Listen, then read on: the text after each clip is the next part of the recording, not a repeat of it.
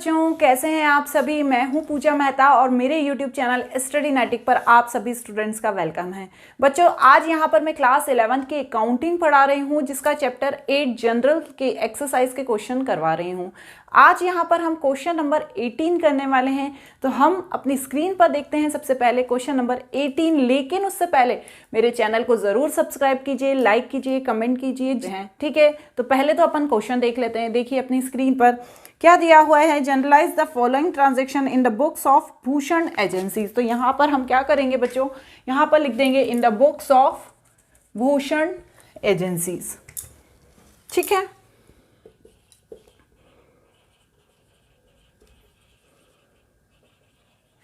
First transaction देखते हैं। Received cash from Bharat 20,000 allowed him discount 500। हमें कैश मिला किससे, भारत से, और हमने उसे कितना डिस्काउंट दिया, 500। ठीक है, अब ये कैश हमें क्यों मिला, क्योंकि भैया हमने कभी उसे सामान बेचा होगा। अब उस समय उसने पेमेंट नहीं किया होगा, उसने हमें बाद में पेमेंट किया। तो अभी हमें सिर्फ पेमेंट मिलने की एंट्री करनी है। तो जब हमें भारत से हमें जब पैसा मिला, तो भारत से जब हमें पैसा मिला तो कैश हमारे पास आ गया। जब कैश हमारे पास आता है तो वो रियल अकाउंट है। What comes in, cash comes in. तो हम क्या कर देंगे, कैश अकाउंट डेबिट। कितना मिला, 20,000। लेकिन साथ ही साथ क्या हुआ, हमने उसको डिस्काउंट भी दिया, क्योंकि भैया वो हमें पेमेंट कर रहा था, हमने उसको डिस्काउंट दे दिया 500 रुपये का। तो हम यहाँ क्या लिखेंगे, डिस्काउंट अलाउड, अकाउंट डेबिट 500। तो मतलब क्या हुआ, हमें भारत से, मतलब भारत अकाउंट को क्रेडिट क्यों कर दिया, क्योंकि वो गिवर है, भारत गिवर है ना, वो हमें पैसा दे रहा है। तो हमें मतलब भारत से कुल मिलना चाहिए था 20,500, हमें मिला 20,000 और 500 का हमने उसे डिस्काउंट दिया। लेकिन हमें एंट्री उसी अमाउंट की करनी है जितना हमें मिलना चाहिए था, इसलिए हमने पूरे 20,500 के अमाउंट की एंट्री करी है। ये शो किया है कि 20,000 का कैश मिला, 500 हमने उसे डिस्काउंट दिया। बताना ज़रूरी है ना कि भैया 500 रुपये डिस्काउंट दिया और देने वाला भारत है। यहाँ पर लिख दीजिए बीइंग रिसीव्ड, पूरा लिखिएगा, डिस्काउंट। ठीक है, being received cash from Bharat and allowed him discount 500 rupees. ठीक है, नेक्स्ट ट्रांजेक्शन देखते हैं। Received from Vikas 25,000 by cheque allowed him discount 750। वही हमें किससे, विकास से चेक मिला और हमने उसको क्या किया, डिस्काउंट दिया 750। तो यहां पर क्या करेंगे, बैंक अकाउंट डेबिट, क्योंकि चेक मिला ना, बैंक अकाउंट डेबिट कितना, 35,000। हमने कितना डिस्काउंट दिया, डिस्काउंट अलाउड, अकाउंट डेबिट 750। और हमें मिलना कितना चाहिए था विकास से, टू विकास अकाउंट 35,750। वही चीज़ है कि 35,000 हमको चेक के थ्रू मिला, 750 हमने उसको डिस्काउंट दिया और हमें मिलना चाहिए था 35,750। नरेशन लिखिएगा, बीइंग रिसीव्ड फ्रॉम विकास। ठीक है, नेक्स्ट पढ़िए। Received cash from Akhil 38,000 in settlement of his dues 40,000। मतलब हमें 40,000 रुपये उससे लेना था, लेकिन हमें 38,000 मिले। मतलब क्या हुआ, हमने उसको जो बचा हुआ अमाउंट है उसका डिस्काउंट दिया होगा। सेटलमेंट अमाउंट क्या होता है कि भैया उसने बोला कि यार हम तो 38 ही दे पाएंगे, हमने बोला नहीं हमें 40 चाहिए, फिर उसने कहा नहीं आप 38,000 ही ले लीजिए। तो हमने उसको क्या किया, 2,000 का डिस्काउंट दे दिया, तो और 38,000 ले लिए।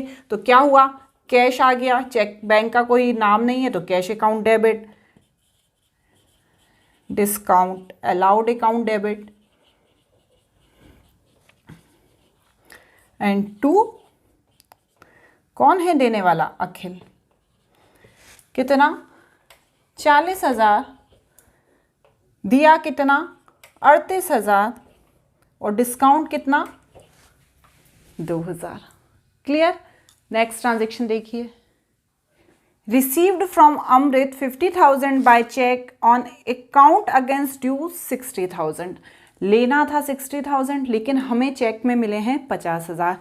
तो हम जितना हमें रिसीव्ड हुआ है उसी अमाउंट की एंट्री करेंगे। अब आप बोलेंगे कि मैडम पहले तो आपने भैया बोला था कि है ना डिस्काउंट की भी अमाउंट की एंट्री करना है, पर आप देखिए पहले के क्वेश्चन में क्लियर दिया हुआ है पहले के जो ट्रांजैक्शन है कि हमने उन्हें डिस्काउंट दिया या फिर सेटलमेंट अमाउंट है, लेकिन यहाँ पर ऐसा कुछ भी नहीं दिया हुआ है। यहाँ पर सिर्फ ये दिया है कि हमें लेने 60,000 थे लेकिन हमें 50,000 रुपये मिले हैं। तो हो सकता है कि 10,000 वो बाद में देगा, अभी हमें सिर्फ 50,000 मिले हैं, हमने ये नहीं उसमें मेंशन किया है कि हमने उसे डिस्काउंट दे दिया है या हमने सेटलमेंट कर लिया है। तो यहाँ पर हम क्या करेंगे, बैंक अकाउंट डेबिट, क्योंकि चेक के थ्रू मिला है, टू अमृत अकाउंट, और नरेशन लिखिए बीइंग रिसीव्ड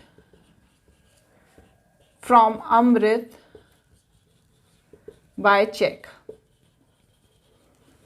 कितना, 50,000। ठीक है, नेक्स्ट देखिए, paid cash 39,200 to Suresh in settlement of his dues, available discount is 2%। यहाँ पर क्या हुआ है, हमने कैश पेमेंट किया है 29,200 का और सेटलमेंट अमाउंट है मतलब, और जो सेटलमेंट हुआ है वो 2% डिस्काउंट अलाउ पे हुआ है। तो हम यहाँ पर क्या करेंगे, सबसे पहले तो सुरेश कौन है, रिसीवर, क्योंकि हम उसको पेमेंट कर रहे हैं, कैश में कर रहे हैं, हम पैसा चुकाने वाले हैं। तो जब हम पैसा चुकाते हैं तो हमें सामने वाला डिस्काउंट देता है, हम पैसा चुका रहे हैं तो हमें डिस्काउंट देगा कि भैया हमने तुम्हें 2% डिस्काउंट दिया है, तो हम रिसीव कर रहे हैं ना वो डिस्काउंट। तो यहाँ पर क्या करेंगे बच्चों, पेड क्या है 29,200 और 2% का उन्होंने हमें डिस्काउंट अलाउ किया है। तो बच्चों इस ट्रांजेक्शन में हमने ये एज्यूम करना है कि जो राउंड ऑफ है वो टोटल जो हमने सुरेश को देना था वो 40,000 देना था, हमने 29,200 दिया है और 800 रुपये हमें डिस्काउंट रिसीव हुआ है। यहाँ पर x की वैल्यू लेकर ये एज्यूम किया गया है कि जो राउंडिंग ऑफ है वो 40,000 है। क्लियर, ये जो ट्रांजैक्शन है इसको आपको थोड़ा सा ध्यान से समझना है, क्योंकि यहाँ पर यदि आप 2% निकालने लग जाएंगे किसका, 39,200 का, तो आपका अमाउंट गलत आ जाएगा। तो यहाँ पर आपको राउंडिंग ऑफ करके 40,000 लिखना है, और जो कैश है वो हमने कितना दिया, 29,200, और 800 का हमें डिस्काउंट मिला है, ऐसा हमें एज्यूम करना है।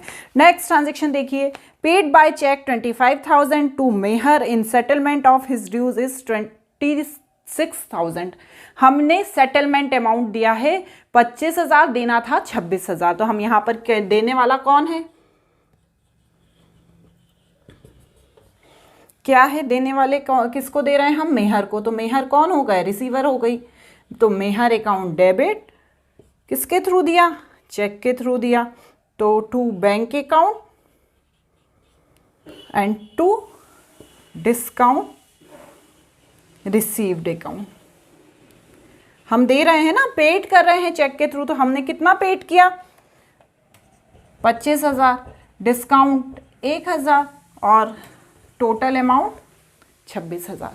क्लियर हुआ ना, मतलब हमने चेक के थ्रू दिया 25,000, हमारे ड्यूज थे 26,000 के, तो हमें सेटलमेंट अमाउंट लिखा है, तो मतलब क्या हुआ, ये जो 1,000 का है वो हमें डिस्काउंट रिसीव्ड हुआ है। क्लियर, नेक्स्ट ट्रांजेक्शन देखिए, paid 25,000 to Yogesh by cheque on account. हमने चेक के थ्रू पेड किया, तो भैया योगेश कौन हो गए, रिसीवर हो गए। योगेश अकाउंट डेबिट, और बैंक में से पैसा चला गया तो to bank account, being paid to Yogesh by check.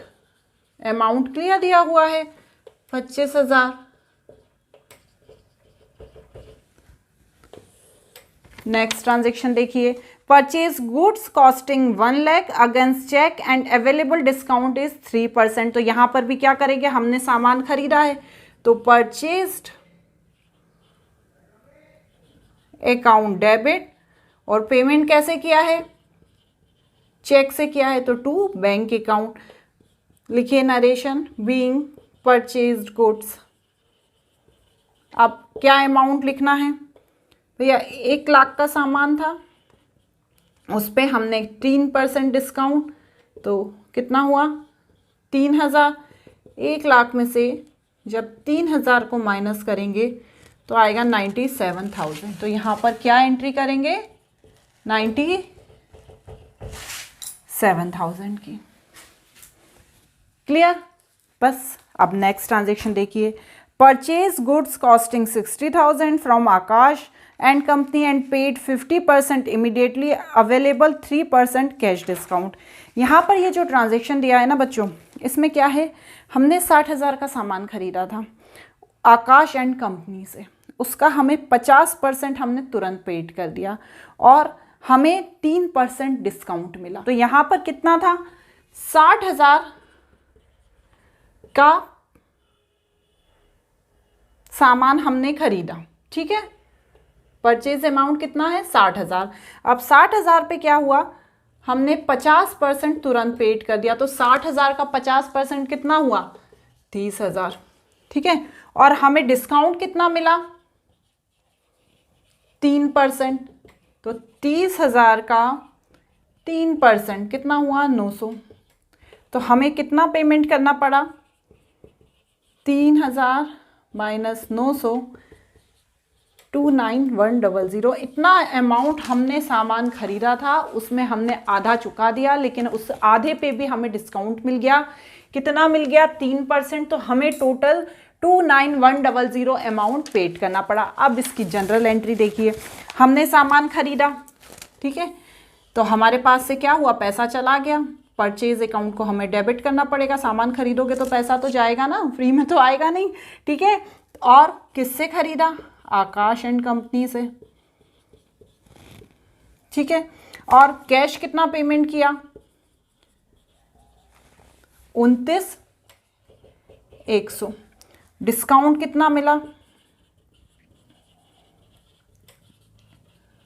जो अमाउंट समझ में आ रहा है उसे पहले लिखो, ठीक है। डिस्काउंट कितना मिला हमको, आया ना 900 रुपये। सामान था कितने का, 60,000 का। 60,000 का सामान था, 29,100 कैश पेमेंट कर दिया, 900 का डिस्काउंट मिला। अब बचा कितना है देने का, किसको, आकाश एंड कंपनी को, 30,000 रुपये उसे हमें और देने हैं। तो यहाँ पर हम 30,000 लिख देंगे। क्लियर? हमने सिर्फ 50% पेड किया है, ऐसा नहीं है कि उसने हमें 50% का डिस्काउंट ही दे दिया। उसने तो डिस्काउंट सिर्फ दिया है हमें 3% का, वो भी आधे पे। अब जब आप आधा जो ये 30,000 है कभी आगे पेमेंट करोगे तो हो सकता है उस पर भी वो 3% दे दे, पर अभी हमें आधा उसको पैसा और देना है। अभी दिया है हमने 29,100 और हमें डिस्काउंट उसने दे दिया 900 रुपये। तो इस तरह से टोटल 60,000 के अमाउंट की एंट्री होगी, ठीक है। अब नेक्स्ट ट्रांजेक्शन देखो, sold goods of 30,000 against cheque allowing 2% discount. ये भी वैसे ही है, हमने सामान बेचा, ठीक है, और हमें पैसा मिला चेक के थ्रू। तो बैंक अकाउंट डेबिट, बैंक में पैसा आ गया। डिस्काउंट अलाउड, हमें डिस्काउंट हमने उसको अलाउ किया क्योंकि हमने सामान बेचा ना। अकाउंट डेबिट टू सेल्स, ठीक है। अब हमें कितना पैसा आया कैसे पता चलेगा, जब आप 30,000 पे 2% डिस्काउंट का कैलकुलेशन करेंगे तो क्या होगा, 600 आएगा। और 30,000 में से जब 600 माइनस करेंगे तो कितना आएगा, 29,400। तो पैसा कितना आया, 29,400 आया।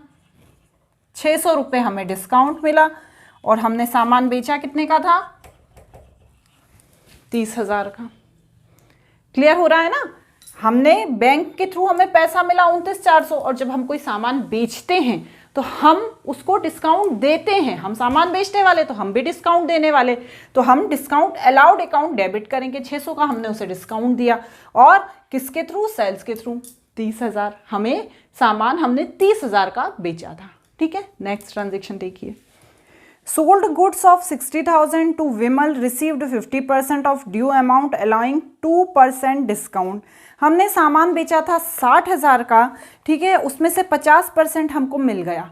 हमने पहले वाला ट्रांजेक्शन किया था ना जिसमें हमने सामान खरीदा था, यहाँ पर हमने सामान बेचा है। तो भैया सामान बेचा है कितना, 60,000 का, उसमें से हमें 50% मतलब 30,000 तुरंत रिसीव हो गया और 30,000 में से हमने उसको 2% का डिस्काउंट दे दिया, तो 30,000 का 2% 600 रुपये, तो मतलब हमें कितना पैसा मिला? 29,400। ठीक है, इसको एक बार ट्रांजैक्शन को पढ़ के इसकी जनरल एंट्री के थ्रू समझिए।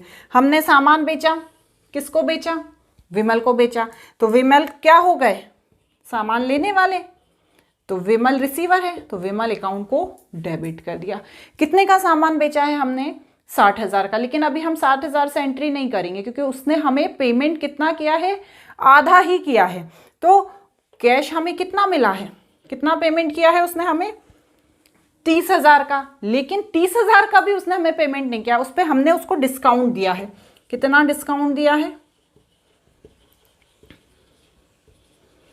हमने कितना डिस्काउंट दिया है? हमने 2% दिया है ना, 600 रुपये, तो हम यहाँ पर 600 रुपये करेंगे। उसने पेमेंट किया है 29,400, तो यहाँ 29,400 करेंगे। अभी लेना कितना और बाकी है? 30,000 और लेना है ना, तो यहाँ पर टू सेल्स अकाउंट करके टोटल अमाउंट लिख देंगे 60,000।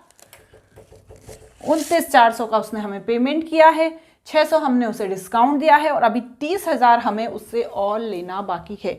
हमने उसे आधी कीमत पर सामान नहीं बेचा है, अभी उसने हमें आधा पेमेंट किया है, आधा वो हमें बाद में करेगा जब भी करेगा, लेकिन हमें उससे ये आधे पैसे लेने हैं। तो इस तरह से यहाँ पर इसकी एंट्री होगी।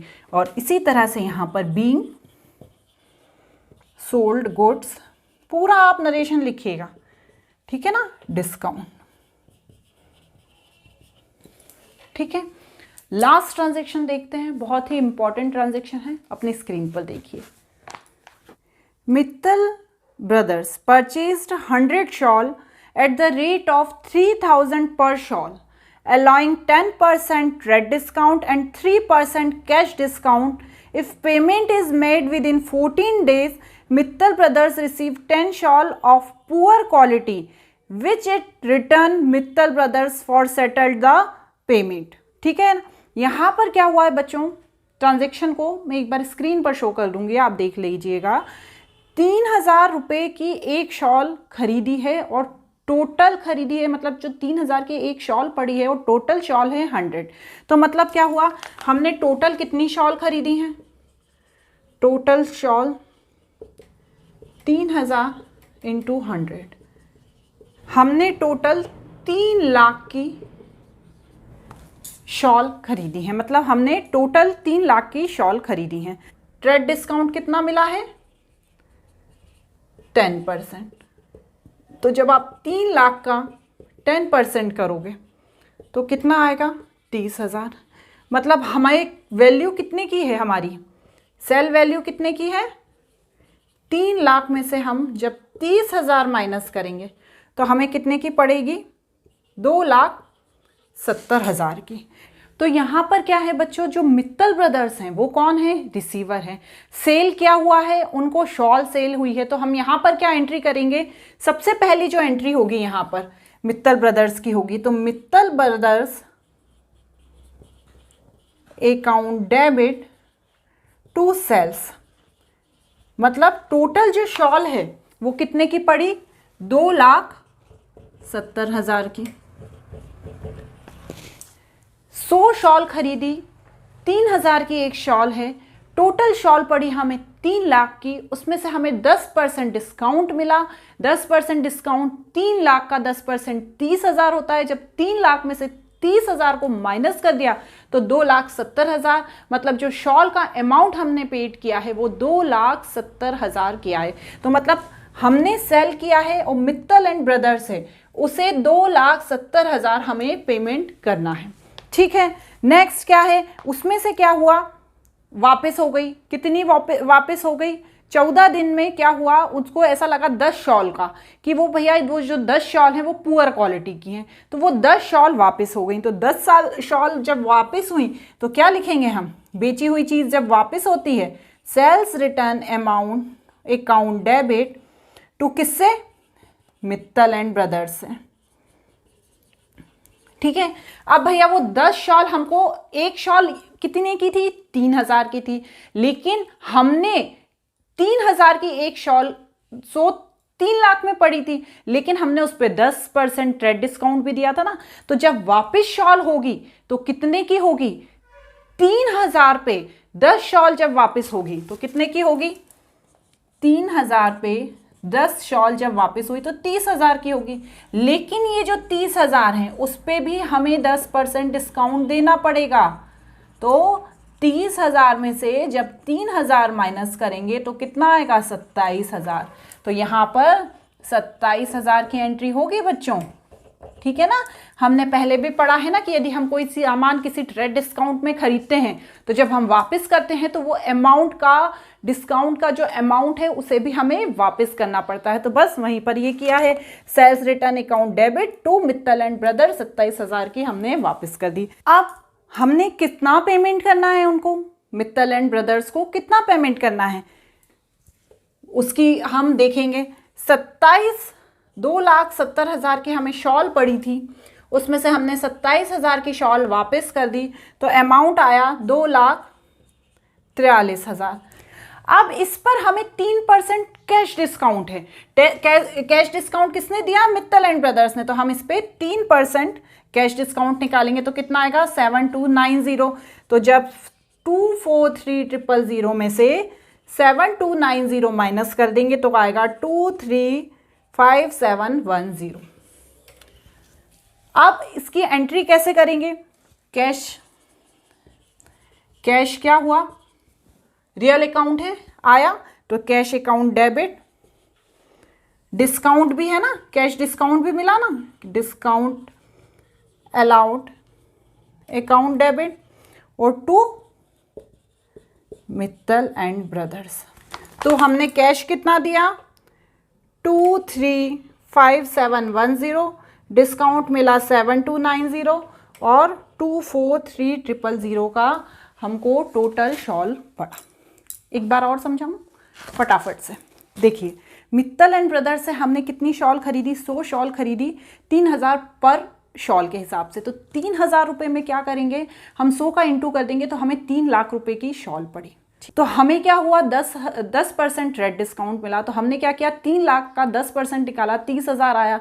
तो वो शॉल हमें कितने की पड़ी? 2,70,000 की। जब हमने 3 लाख में से 30,000 को माइनस किया तो 2,70,000 की वो हमें शॉल पड़ी। तो हमने उसकी एंट्री कर दी। उसके बाद हमने क्या किया? 10 शॉल वापस कर दी क्योंकि वो अच्छी क्वालिटी की नहीं थी। तो हमें ट्रेड डिस्काउंट भी वापस करना पड़ेगा। तो हमने क्या किया? जब 10 शॉल कितने की हुई? 3,000 रुपए के शॉल के हिसाब से 30,000 की, उस पर 10% ट्रेड डिस्काउंट था। तो 30,000 का 3,000 ट्रेड डिस्काउंट माइनस कर दिया तो कितना आया? 27,000 आया। उसकी एंट्री कर दी थी हमने। अब नेक्स्ट क्या है? अब ये सब होने के बाद हमें टोटल पेमेंट भी तो करना पड़ेगा कि भैया हमने कितनी शॉल ली थी। तो हमने कितना कैश पेमेंट किया? 235710।